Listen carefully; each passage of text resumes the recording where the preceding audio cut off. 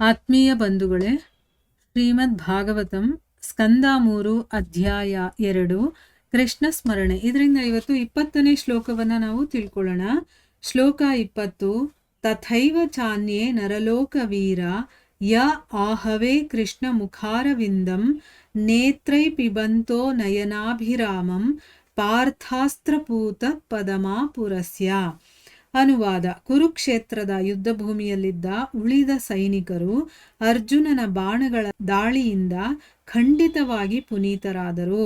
ಅವರು ಕಣ್ಣುಗಳಿಗೆ ಆಪ್ಯಾಯಮಾನವಾದ ಶ್ರೀಕೃಷ್ಣನ ಕಮಲ ಸದೃಶ ಮುಖವನ್ನು ನೋಡುತ್ತಲೇ ಭಗವಂತನ ಧಾಮವನ್ನು ಸೇರಿದರು. ಇದು ಶ್ಲೋಕ ಮತ್ತೆ ಅದರ ಅನುವಾದ. ಈಗ ಭಾವಾರ್ಥದ ಮೂಲಕ ನಾವು ಇದರ ಅರ್ಥವನ್ನು ತಿಳ್ಕೊಳ್ಳೋದಕ್ಕೆ ಪ್ರಯತ್ನ ಮಾಡೋಣ.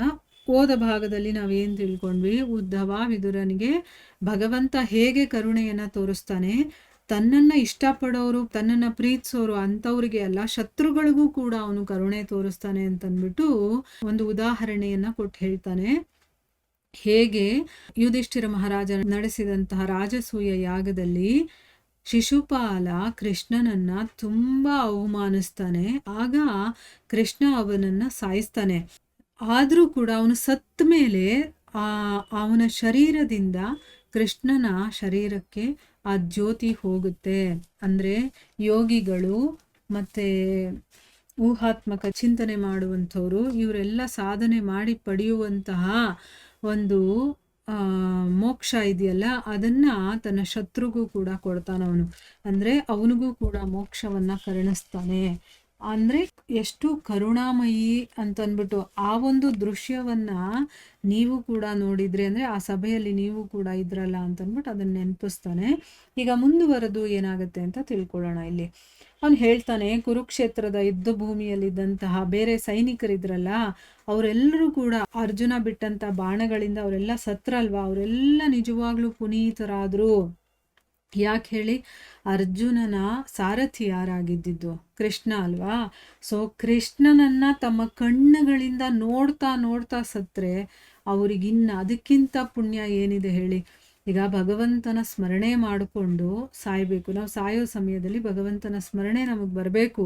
ಅದಕ್ಕೋಸ್ಕರ ನಾವು ಓದೋದು. ಯಾಕಂದರೆ ಭಗವಂತನನ್ನು ಕಂಟಿನ್ಯೂಸ್ ಆಗಿ ನಮ್ಮ ಮನಸ್ಸಲ್ಲಿ ಇಟ್ಕೊಂಡಾಗ ಮಾತ್ರ ಸಾವಿನ ಕಾಲದಲ್ಲೂ ಕೂಡ ಆ ಭಗವಂತನ ಸ್ಮರಣೆ ಆಗುತ್ತೆ ನಮಗೆ.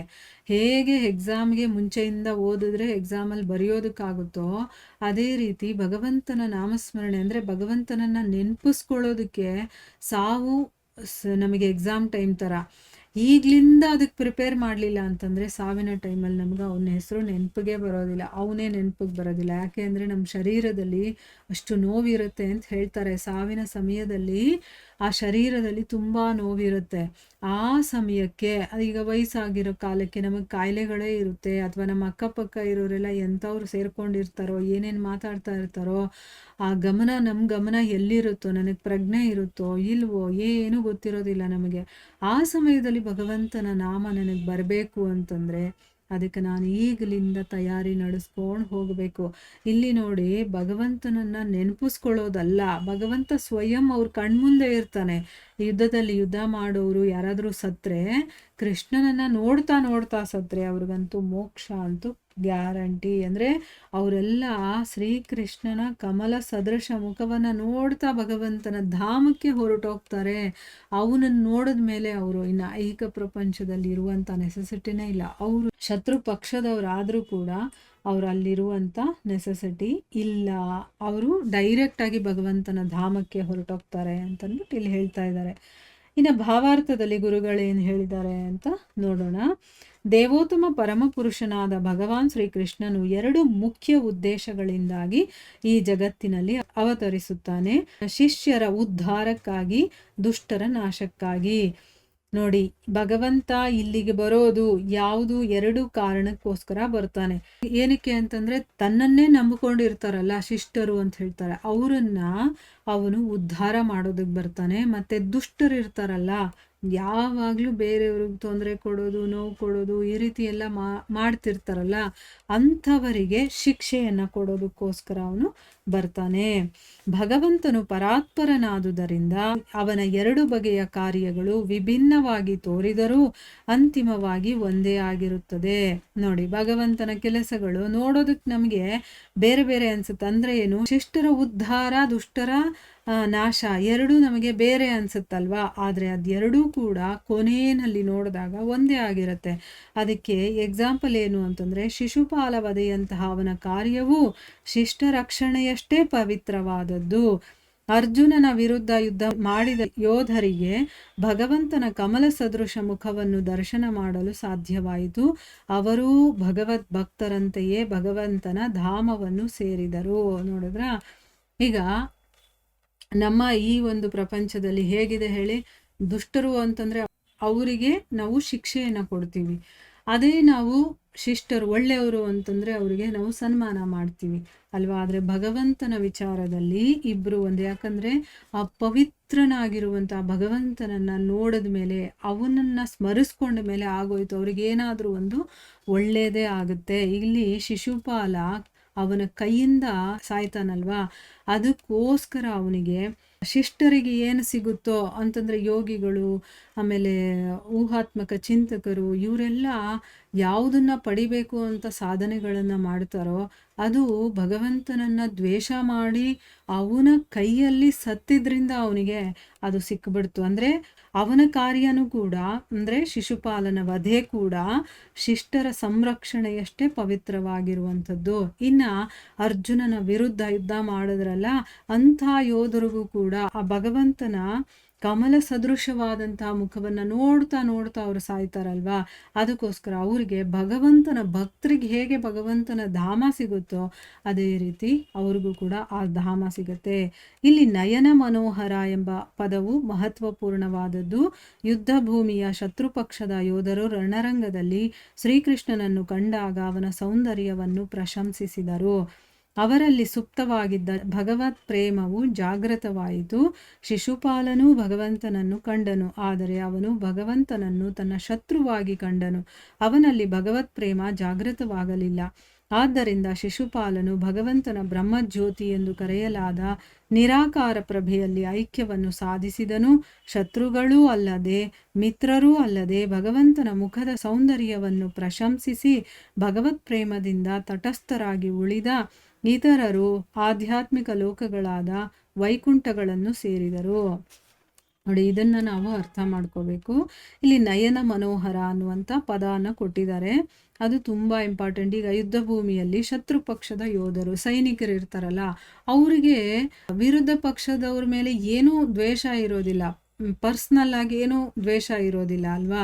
ಅಲ್ಲಿ ರಾಜ ಅವನನ್ನು ದ್ವೇಷಿಸ್ತಾ ಇದ್ದಾನೆ, ಅದಕ್ಕೋಸ್ಕರ ಇವರು ಸೈನಿಕರಾಗಿರೋದ್ರಿಂದ ಅವನ ಪಕ್ಷದಲ್ಲಿ ಅವರು ಬಂದು ಯುದ್ಧ ಮಾಡ್ತಾ ಇರ್ತಾರೆ ಅಷ್ಟೇ. ಆದರೆ ಯಾವಾಗ ಅವರು ಯುದ್ಧ ಭೂಮಿಯಲ್ಲಿ ಯುದ್ಧ ಮಾಡ್ತಾ ಇದ್ರೋ, ಕೃಷ್ಣನನ್ನು ನೋಡಿದ ತಕ್ಷಣ ಅವನ ಸೌಂದರ್ಯ ಇದೆಯಲ್ಲ ಅದನ್ನು ಅವರು ಪ್ರಶಂಸೆ ಮಾಡ್ತಾರೆ. ಇಲ್ಲಿ ತುಂಬ ಇಂಪಾರ್ಟೆಂಟ್ ವಿಷಯ ಏನು ಅಂತಂದರೆ, ನಾವು ಸ್ವಲ್ಪ ಗಮನಿಸ್ಬೇಕಾಯ್ತಾ, ಅವರ ಮನೋಭಾವ ಹೇಗಿತ್ತು, ಅವರ ಮನಸ್ಸಿನ ಸ್ಥಿತಿ ಹೇಗಿತ್ತು ಅನ್ನೋದು ತುಂಬ ಇಂಪಾರ್ಟೆಂಟ್ ಆಗುತ್ತೆ. ನೋಡಿ, ಅವರು ಎದುರು ಪಕ್ಷದಲ್ಲಿದ್ದಾರೆ, ವಿರೋಧಿ ಪಕ್ಷದಲ್ಲಿದ್ದಾರೆ. ಅರ್ಜುನನ ಆಪೋಸಿಟಲ್ಲಿ ಅವ್ರು ಯುದ್ಧ ಮಾಡೋಕ್ಕೆ ಬಂದಿದ್ರೂ ಕೂಡ ಕೃಷ್ಣನನ್ನು ನೋಡಿದಾಗ ಅವನ ಸೌಂದರ್ಯವನ್ನು ನೋಡಿ ಅವರು ಒಳಗಡೆ ಇದ್ದಂಥ ಭಗವತ್ ಪ್ರೇಮ ಇರುತ್ತಲ್ಲ ಅದು ಜಾಗೃತವಾಗಿ ಅವರು ಭಗವಂತನನ್ನ ಹೊಗಳ್ತಾರೆ, ಅವನ ಮುಖವನ್ನು ಹೊಗಳ್ತಾರೆ ಅವರು. ಶಿಶುಪಾಲನೂ ಕೂಡ ಭಗವಂತನನ್ನ ನೋಡ್ತಾನೆ, ಆದರೆ ಅವನಲ್ಲಿದ್ದಂತಹ ಆ ಭಗವತ್ ಪ್ರೇಮ ಉದಯಿಸ್ಲಿಲ್ಲ. ಅವನು ಶತ್ರುವಾಗಿ ನೋಡ್ತಾನಲ್ವಾ, ಅಲ್ಲಿ ಅವನಿಗೆ ಜಾಗೃತವಾಗಲಿಲ್ಲ ಭಗವತ್ ಪ್ರೇಮ. ಅದಕ್ಕೋಸ್ಕರನೇ ಶಿಶುಪಾಲ ಸತ್ತಾಗ ಏನಾಯಿತು, ಭಗವಂತನ ಬ್ರಹ್ಮಜ್ಯೋತಿ ಅಂತ ಕರೀತಾರಲ್ಲ, ನಿರಾಕಾರ ಪ್ರಭೆ ಅಂದರೆ ಆ ಕಿರಣಗಳು, ಅದರಲ್ಲಿ ಅವನು ಹೋಗಿ ಒಂದಾಗ್ತಾನೆ, ಐಕ್ಯವಾಗ್ತಾನೆ. ಆದರೆ ಇಲ್ಲಿ ಆ ಯೋಧರು ಇರ್ತಾರಲ್ಲ, ಅವರು ಶತ್ರುಗಳೂ ಆಗಿರಲಿಲ್ಲ, ಮಿತ್ರರೂ ಆಗಿರಲಿಲ್ಲ ಅಲ್ವಾ, ನ್ಯೂಟ್ರಲ್ ಸ್ಟೇಜಲ್ಲಿದ್ದರು ಅವ್ರು ಬರೀ ಭಗವಂತನನ್ನು ನೋಡಿದ್ರು, ಅವನ ಸೌಂದರ್ಯವನ್ನು ನೋಡಿ ಅವ್ರಿಗೆ ತುಂಬ ಇಷ್ಟ ಆಗಿ ಅವನನ್ನು ಹೊಗಳ್ತಾರೆ ಅಷ್ಟೇ, ಆ ಪ್ರಶಂಸೆ ಮಾಡ್ತಾರೆ. ಆ ಸಮಯದಲ್ಲಿ ಅವರಿಗೆ ಆ ಸಾವು ಬರುತ್ತಲ್ವಾ. ಸೊ ಭಗವತ್ ಪ್ರೇಮದಿಂದ ತಟಸ್ಥರಾಗಿ ಉಳಿದಂತಹ ಇವರೆಲ್ಲರೂ ಕೂಡ ಆಧ್ಯಾತ್ಮಿಕ ಲೋಕಗಳಾದಂಥ ವೈಕುಂಠ ಲೋಕಕ್ಕೆ ಅವರು ಹೋಗ್ತಾರೆ. ನೋಡಿ, ಇದು ತುಂಬ ನಾವು ತಿಳ್ಕೋಬೇಕಾಗಿರುವಂಥ ವಿಷಯ.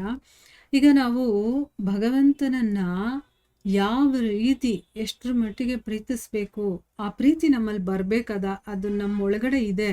ಎಲ್ಲರಲ್ಲೂ ಭಗವತ್ ಪ್ರೇಮ ಅನ್ನೋದು ಇದೆ. ಆದರೆ ಈ ಐಹಿಕ ಪ್ರಪಂಚದ ಮಾಯೆಯಿಂದ ಅದು ಮುಚ್ಚಿ ಹೋಗಿದೆ. ಅದನ್ನು ನಾವು ಮತ್ತೆ ಜಾಗೃತಗೊಳಿಸ್ಬೇಕು. ಈಗ ಭಗವಂತ ನಮ್ಮ ಮುಂದೆ ಬಂದರೂ ಕೂಡ, ಈ ಕಲಿಯುಗದಲ್ಲಿ ನಮ್ಮ ಮುಂದೆ ಭಗವಂತ ಹೇಗೆ ಬರ್ತಾನೋ ಗೊತ್ತಿಲ್ಲ. ಆದರೆ ನಾವು ಅದರಲ್ಲಿ ಐಹಿಕದಲ್ಲಿ ಮುಳುಗಿರೋದ್ರಿಂದ ನಾವು ಅವನನ್ನು ಗುರುತಿಸೋದಕ್ಕೂ ನಮ್ಮ ಕೈಯಲ್ಲಿ ಸಾಧ್ಯ ಆಗೋದಿಲ್ಲ.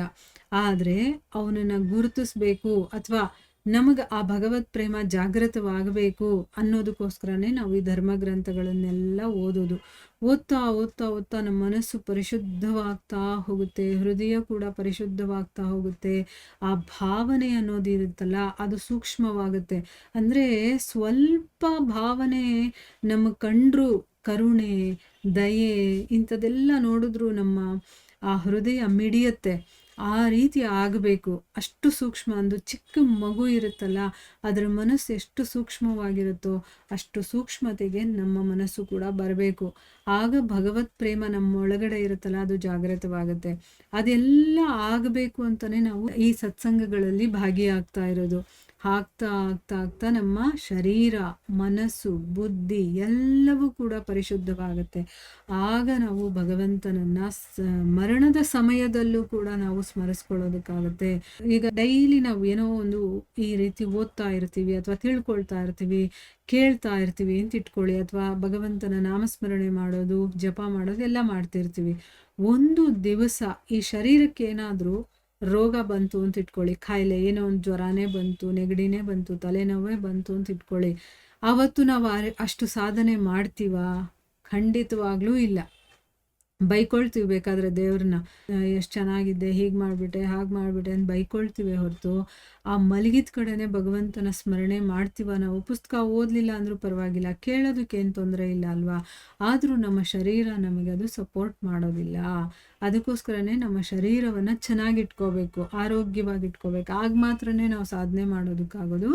ಅದಕ್ಕೆ ನಮ್ಮ ಶರೀರ ಕೂಡ ಚೆನ್ನಾಗಿರಬೇಕು, ಆರೋಗ್ಯವಾಗಿರಬೇಕು, ಆರೋಗ್ಯವಾದ ಆಹಾರವನ್ನು ತಗೋಬೇಕು, ಅದನ್ನು ಕೇರ್ ಮಾಡಬೇಕು. ಯಾಕಂದರೆ ಈ ಒಂದು ಆತ್ಮವನ್ನು ಹೊರುವಂಥ ಕೆಲಸ ಅಂದರೆ ಈ ಶರೀರದಲ್ಲಿ ಒಂದು ರಥ ಇದ್ದ ಹಾಗೆ ಅಂತ ಹೇಳ್ತಾರಲ್ವಾ, ಆ ರಥದಲ್ಲಿ ನಾವು ಕೂತ್ಕೊಂಡು ಹೋಗ್ತಾ ಇದ್ದೀವಿ ಅಂದಮೇಲೆ ಆ ರಥವನ್ನು ಚೆನ್ನಾಗಿ ನೋಡ್ಕೋಬೇಕಲ್ವಾ. ಈಗ ಕಾರಲ್ಲಿ ನಾನು ಕೂತ್ಕೊಂಡು ಹೋಗಬೇಕು ಅಂತಂದರೆ ಕಾರು ಒಳ್ಳೆ ಕಂಡೀಷನಲ್ಲಿ ಇದ್ದರೆ ತಾನೇ ನಾವು ಅದರಲ್ಲಿ ಕೂತ್ಕೊಂಡು ಹೋಗೋಕ್ಕಾಗೋದು. ಅದನ್ನು ಸಮಯಕ್ಕೆ ಏನೇನು ಬೇಕೋ ಅದಕ್ಕೆ ಸರ್ವಿಸ್ ಮಾಡಿಸೋದು, ಅದಕ್ಕೆ ಪೆಟ್ರೋಲ್ ಹಾಕೋದು ಎಲ್ಲ ನೋಡ್ಕೊಳ್ತಾ ಇರಬೇಕು. ಆಗ ನಾವು ಸಮಯಕ್ಕೆ ಸರಿಯಾಗಿ ಅದನ್ನು ಯೂಸ್ ಮಾಡೋಕ್ಕಾಗುತ್ತಲ್ಲ. ಅದೇ ರೀತಿ ಶರೀರ ಕೂಡ ತುಂಬ ಇಂಪಾರ್ಟೆಂಟು. ಅದನ್ನು ನೆಗ್ಲೆಕ್ಟ್ ಮಾಡಬಾರ್ದು, ಆಯಿತಾ? ಶರೀರಕ್ಕೂ ನಾವು ಇಂಪಾರ್ಟೆನ್ಸ್ ಕೊಡಬೇಕು, ಅಷ್ಟೇ ನಾವು ಆತ್ಮಕ್ಕೆ ಇಂಪಾರ್ಟೆನ್ಸ್ ಕೊಡಬೇಕು. ಈಗೇನು ಮಾಡ್ತಾ ಇದ್ದೀವಿ, ಶರೀರಕ್ಕೂ ಇಂಪಾರ್ಟೆನ್ಸ್ ಕೊಡಲ್ಲ, ಏನೇನು ಸಿಗುತ್ತೋ ಎಲ್ಲ ತಿಂತಾ ಇರೋದು, ಅನಾರೋಗ್ಯ ಮಾಡ್ಕೊಳ್ಳೋದು. ಮತ್ತು ಆತ್ಮಕ್ಕಂತೂ ಮೊದಲೇ ನಾವು ಬೆಲೆ ಕೊಡೋದಿಲ್ಲ, ಅದು ಗೊತ್ತೂ ಇಲ್ಲ ನಮಗೆ. ಅದಕ್ಕೆ ಇಂಪಾರ್ಟೆನ್ಸ್ ಕೊಡಬೇಕು ಅನ್ನೋದು ನಮಗೆ ಗೊತ್ತಿಲ್ಲ.